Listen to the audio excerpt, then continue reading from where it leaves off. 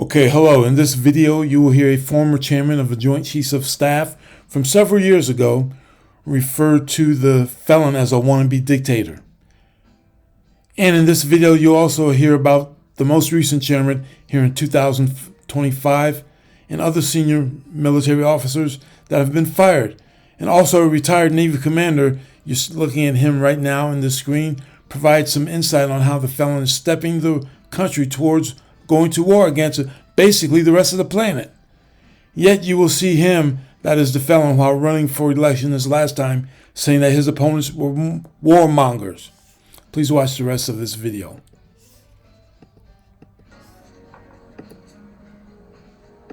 We don't take an oath to a tribe. We don't take an oath to a religion. We don't take an oath to a king or a queen or to a tyrant or a dictator. And we don't take an oath to a wannabe dictator. We don't take an oath to an individual. We take an oath to the Constitution, and we take an oath to the idea that is America, and we're willing to die to protect it. Every soldier, sailor, airman, Marine, Guardian, and Coast Guardsman, each of us commits our very life to protect and defend that document, regardless of personal price. Another shakeup in Washington. President Trump abruptly fired the chairman of the Joint Chiefs of Staff late last night. The major leadership change for the nation's military comes as more federal workers are being let go as well. Bradley Blackburn has the latest.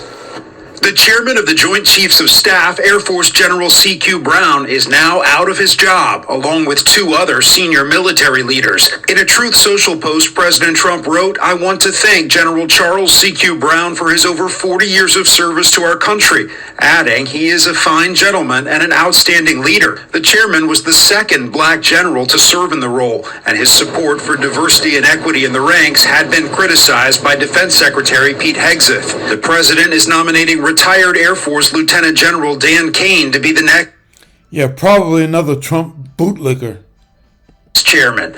The change in leadership comes as the Pentagon plans to cut 5,400 probationary workers next week, part of a wave of federal job cuts driven by Elon Musk's Department of Government Efficiency. Now, that Department of Government Efficiency is bogus, because all they did was they ended up firing millions of, basically hundreds of thousands of people all over the country. Most of the federal government civilian employees are not located inside the D.C. area. They're all over the country, spread out all over the country. And anytime they reduce a program, they have program managers. There are people that are hired as program managers, and every program results in somebody being fired or losing their job, or several people losing their jobs. So all they did there was increase unemployment. We want to streamline our country. We want to streamline, because you know why? Because we want our country to survive. And how the hell are you going to help the country survive and thrive by firing hundreds of thousands of people all over the country? You can't do that. Plus, you also add tariffs or taxes to stuff that we import, that we buy, that we eat, that we use, because we are a nation of consumers. We consume items from all over the country, and the idiot can only think in one-dimensional terms. He doesn't realize how deep down his actions hurt us.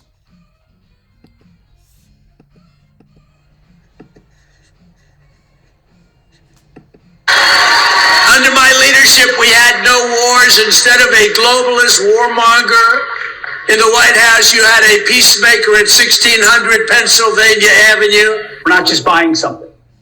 We're solving life and death problems for our warfighters. See, and now he's talking about warfighters. That's his so-called vice president talking about they're getting ready to go to war. They're basically kind of declaring war against the rest of the world. Idiots.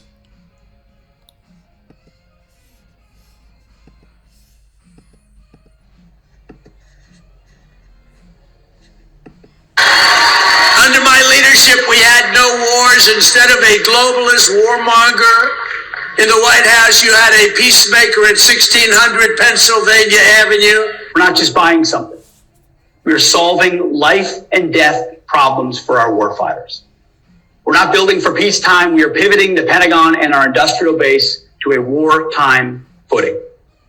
Building for victory should our adversaries FAFL. Hello, Bobby Jones here for Valor Media Network and Midas Touch Network. The clips you just saw was quite the flip-flop. We have in the candidate Donald Trump someone who criticized and chastised previous presidents for what he called stupid wars. And then we see a recent clip of the Secretary of Defense, Pete Hegseth, talking about the United States is now on a war footing.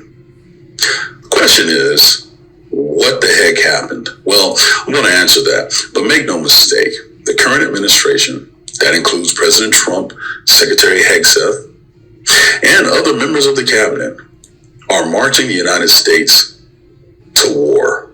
The question you got to ask yourself is, why? So in this video, I'm going to talk about how did we get here? Like, what happened from the candidate to the president? What things changed that allowed this march to war to be much easier than it normally would be? And most importantly, what are the motivations behind it? Because I'm kind of confused, and I'm sure many of you are too. So let's just look at some of the overarching themes we've seen in the 10 months that President Trump has been in office. His second term has been a naked aggression on behalf of the United States to the rest of the world. He has escalated things specifically with Venezuela, Iran, and China. Just off the bat, we're talking kinetic attacks in Iran. We're talking about tariff escalatory war with China, and we're talking about imposing threats as we speak off the coast of Venezuela. The central theme of all of this is nowhere, and I mean nowhere, has there been a plan laid out to the American people, nor has permission been asked by President Trump with Congress. He's getting away with it because he's saying this is all under emergency powers for the trade war, emergency powers for the drug war, emergency powers for this, that, and the other, emergency powers for military marching down the street. But it was more than him just saying that. He took institutional steps to make this happen. Let's start with the institutional checks that should have been in place that at least would have paused some of his actions. First, and I've said this before in multiple videos, the removal of the top judge advocate generals of the United States military. So the top lawyers in the Army, Navy, and Air Force were removed within the first 2 to 3 weeks of the Trump administration. Basically saying, hey, we're not going to even bother with seeing if our actions are going to be legal because the United States military has to follow legal orders. Who do we go to check to make sure that's the case?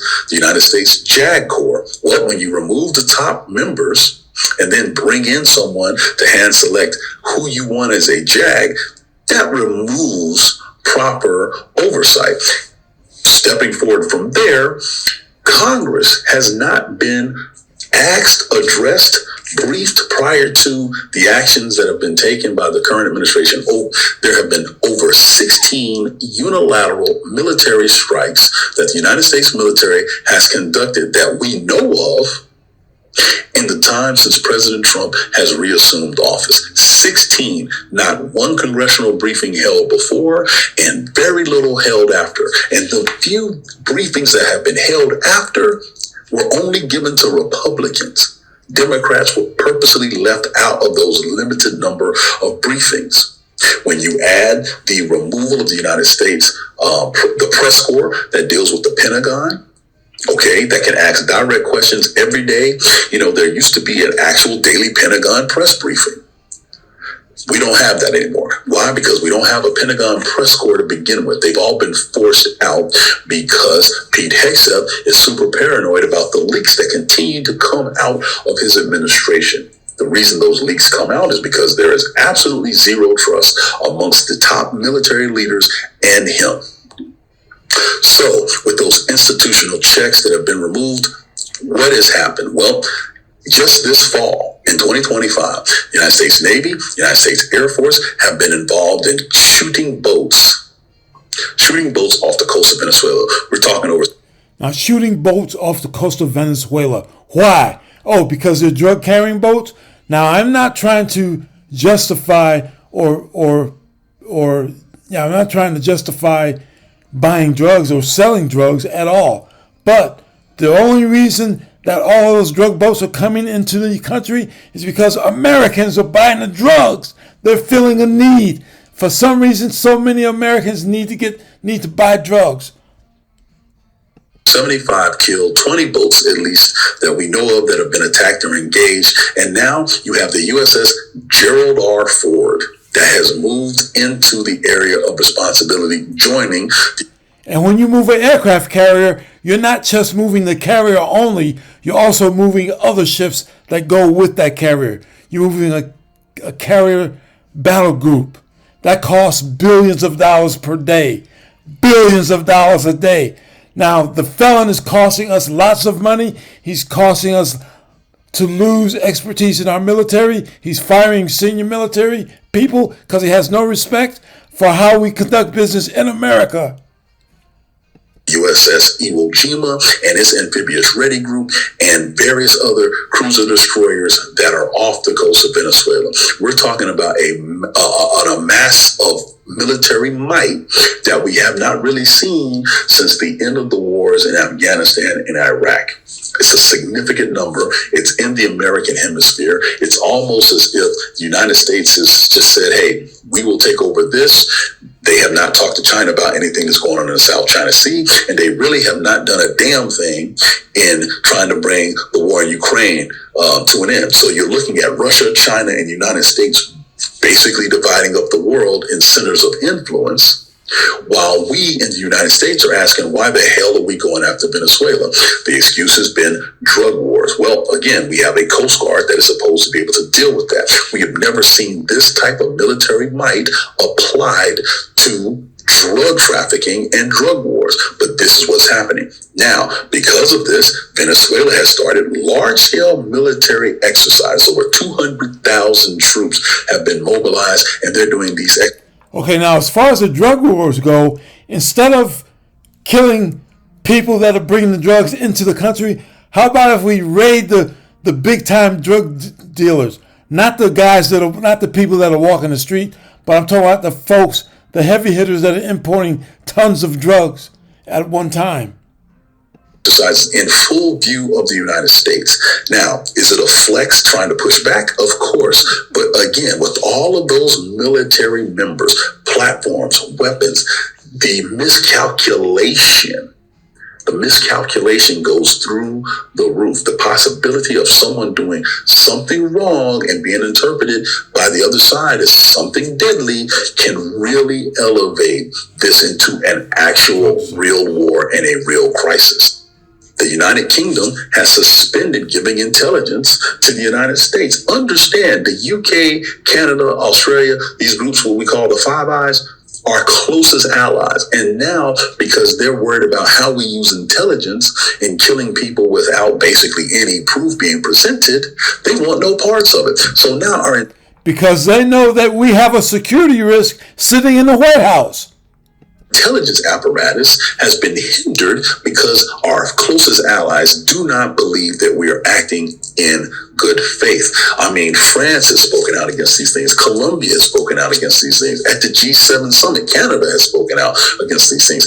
All of our closest allies are wondering what the heck we are doing and why.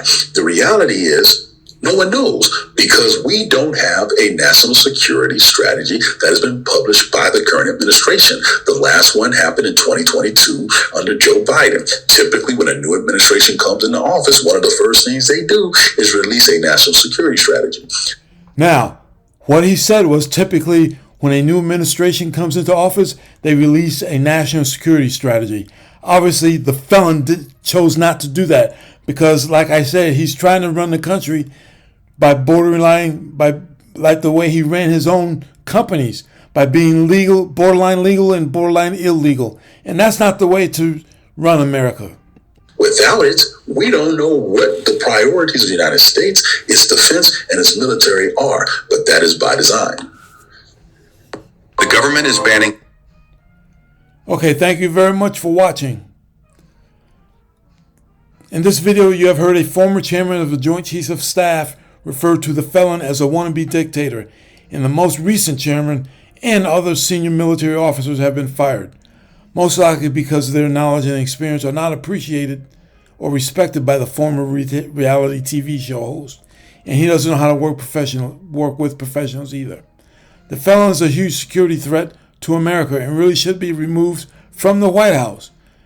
The most dangerous domestic threat to our country is sitting right there in the White House, but those that oppose him seem to stick their heads in the sand and just do nothing.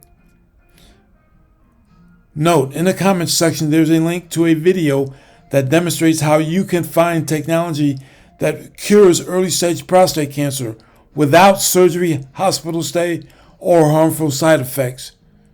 And that technology is the CyberKnife, and it cured me in 2007 as I stopped by for treatments on my way to work over a 5-day period. And by following the steps demonstrated in that video, you can find the facility closest to you, wherever you are in the country. Again, thank you for watching.